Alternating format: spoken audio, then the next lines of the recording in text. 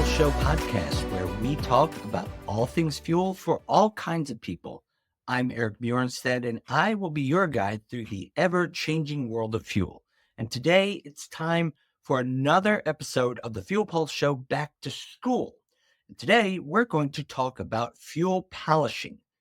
So, in talking about it, we want to cover when to do it, what method or methods to use, and what the essential process considerations are to ensure that you do it well. So first things first, when should you consider polishing your fuel? Well, you could use visual cues. You take a fuel sample, the fuel looks different or dirty, but the better thing to do is go off test results as a cue for action. If you manage fuel, you should at least have a yearly testing protocol that involves some of the essential ASTM D975 tests. But what tests should you look at? I mean, tests like flash point and distillation and cetane number, those are important for pointing out key properties of the fuel that are important to us, especially with respect to its performance when we're going to need to use it. Some of them, whether it's a subpar cetane test result or a subpar stability result, they would be triggers for adding certain chemical treatments to correct those problems. But they aren't necessarily the trigger signs that fuel polishing is needed. But there is one test that can serve as such a trigger: the ASTM water and sediment test done on a sample taken 3 to 6 inches from the bottom. If this comes back and the result exceeds the 500 ppm specification, that is a sign that you have excess water and or excess sediment, and those need to be removed from the fuel. That would be the trigger to put together a fuel polishing plan for your stored fuel. Now, there are two main methods of fuel polishing. There's inline polishing, and there's what they call off-site polishing. Which one you're able to do will often depend on whether your system of tanks has a system permanently installed to it or not. That would be inline polishing, where the fuel is continuously or at scheduled intervals. If you have one of those, you've likely already got the protocols and the procedures for doing that. More likely, though, you'll be doing off-site polishing, where you use a portable filtration system to remove the fuel from the tank, run it through a series of filters, and cycle it back into the storage tank. So let's talk about some recommendations on things to keep in mind while doing this. Things that we think will give you the best chance of getting the best results. And while saying that, we also have to keep in mind, different people do have different ways of doing this. There is no one true best way to do this. There's no one technique that you must do or all bets are off. So we'll give you what we think are some of the best tips to incorporate into your process without necessarily stating that you have to do it this way. So the goal for fuel polishing is remove contaminants and restore the fuel quality. But in order to do that, as well as you need to start by getting out as much of the free water and the tank sludge or sediment as you can early on in the process. If you do this, this will make your polishing job go a lot easier and be more successful. Now, how best to do this will depend on the design of your system. It will depend on whether the water can be drained out from the bottom, or what's more likely, if you need to mechanically suction or remove it. The advantage of this mechanical suction is that while getting the water out, you'll also get some of the sludge out as well, so you won't go through as many filters. This first step is the first part of what we call a sweep, treat, circulate fuel polishing procedure. We call the water and sludge removal the sweep part of the process because you're essentially sweeping the bottom of that tank, removing the water and the sludge as you do it. Even though you're probably not going to get it all, getting out as much as you actually can will improve your results no matter what. So there are two things, though, that you're going to start with before doing this sweep. First thing is you want to pull a before sample. This is going to help serve as the record of how the fuel's conditions will change during your polishing job. Second thing, this is the time where you would add the chemicals that you need to add. You want to add them here right before you start this sweep, because certain chemicals will need time to work. So adding them early on in the process will allow them to start working. So this is especially important if you're adding biocide and sludge dispersants. You add them here at the beginning, then you do the sweep process, and the chemicals are in the fuel starting to do their thing. Most commonly, you're going to at least use stabilizer and biocide in almost any fuel polishing job. A sludge dispersant treatment like tank treatment SDF should also be added if you have a micro problem because it will serve a dual function of thinning out the sludge so more of it can be removed more successfully.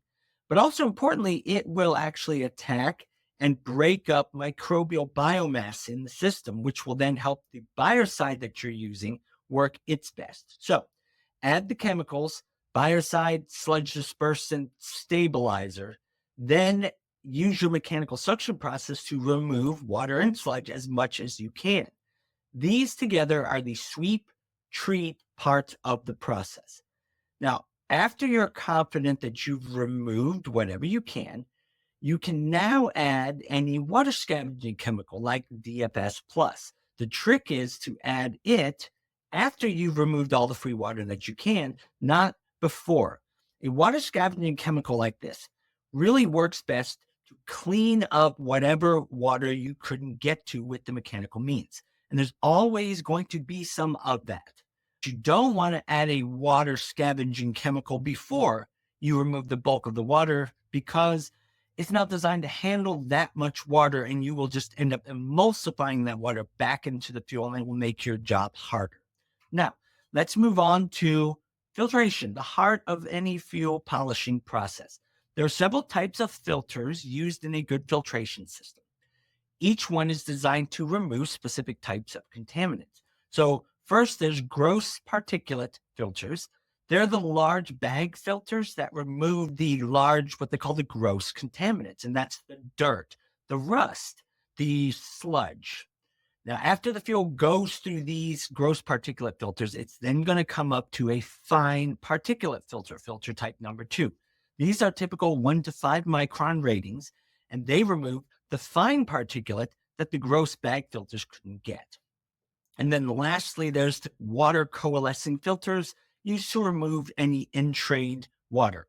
So you're going to run the fuel through this filter system, changing the filters as you need to. Now, one tip you want to pay attention to is for the system that you're using, try using clear hoses. This will give you a much better visual window into your fuel and how it's doing, and you'll be able to see the color of the fuel change as you filter it, which is a good thing. The clear hoses, very importantly, they also help with the sweep part of the process because you'll be able to see any chunks of sediment that are going through the hoses as you're removing them. Now, how long should you polish for? That depends on the flow rate of the pump that you're using in your polishing system. What you're aiming for relates to the number of passes required to effectively clean the fuel. A turnover rate pass means running all the fuel volumes through the polishing system one time. So if you have 1,000 gallons to be filtered and your pump runs, let's say, 100 gallons per minute, simple math tells you one pass will take 10 minutes. But effective fuel polishing usually requires multiple turnovers of the entire fuel volume to get that thorough cleaning that you're looking for. Typical recommendation ranges from 4 passes to 10 passes, depending on how bad the fuel is. So in our example, for 4 passes, it would be 40 minutes of filtration.